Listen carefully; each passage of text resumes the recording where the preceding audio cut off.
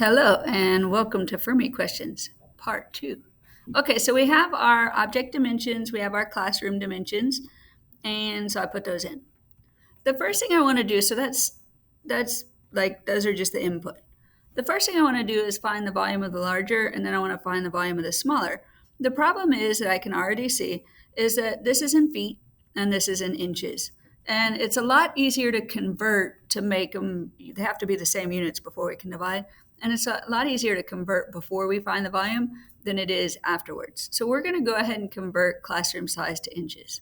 So I'm going to come right here. This is a conversion.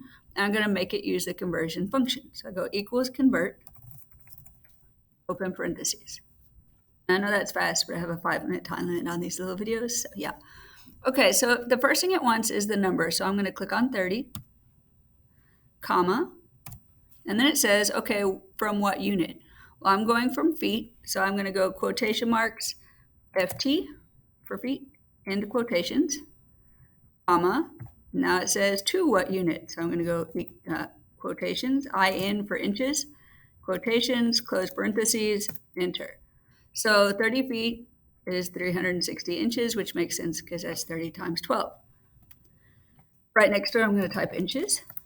And now, since I did it once, I don't want to have to type the convert formula every time. So I'm going to go down to the bottom right corner to this little tiny square. If I hover over that, I get a tiny plus, click and drag it down. Also, I want inches to do the same. I'm going to do tiny plus, click and drag. Okay, now we have this in inches and we have this in inches. So we go to step 1, which is find the volume of the larger. So I'm going to merge and center 3. I'm going to put classroom volume. Okay, so I'm going to put VC for volume classroom. And to find the volume, I'm just going to multiply the length times the width times the height because it's a big box, right? So I'm going to go equals. I'm going to use inches because that's our common unit. So that times, which is shift 8. The next one times shift 8. The next one, so D4, D5, D6 in this case. Enter. And that gives me a really large number, which is to be expected. And I'm going to put, for my units, I'm going to go IN shift 6, 3, because then it looks like I can see that's raised to the power of. Okay, so I'm going to bold that. The next thing I need for step 2 is find the volume of the smaller. So I'm going to do the same thing, but I'm going to do it for the object. So I'm going to merge and center object volume. Notice I'm not calling this Kleenex volume just because I want to be able to use the same spreadsheet if I'm doing Rubik's Cubes or something else. So I'm going to go V sub O for volume object. I'm going to go equals, and I'm going to multiply these. This one times this one times this one. That's also inches cubed. Okay, that's my step 2. So now I have step 1 done, step 2 done. So now I need to divide the larger by the smaller. That's going to give me the number of objects. So I'm going to merge and center. I'm going to say number of objects.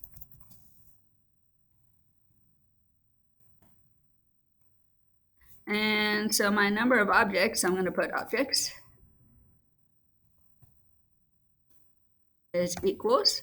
I'm going to click on the classroom volume like the actual number, divide, which is slash, and then click on the object volume like the actual number, enter. That gives me that. So it would take 69,847.58 Kleenex boxes to fill the classroom. And for my units, I'm going to go equals, and I'm going to click up here where I put Kleenex boxes. Enter.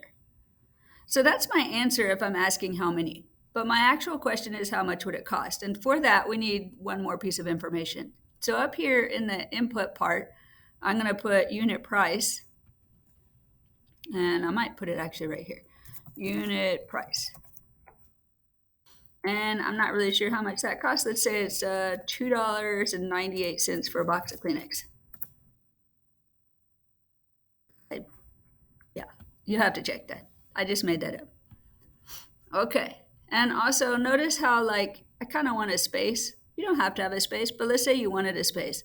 If I click on this number 14 right here, and then I do the double click, like touch it twice with your fingers, it's like equivalent of a right click. Or if you have a mouse, you just right click. I can insert row, and it'll put a row above that. Now it filled it in, so I can do no fill, and we're all set.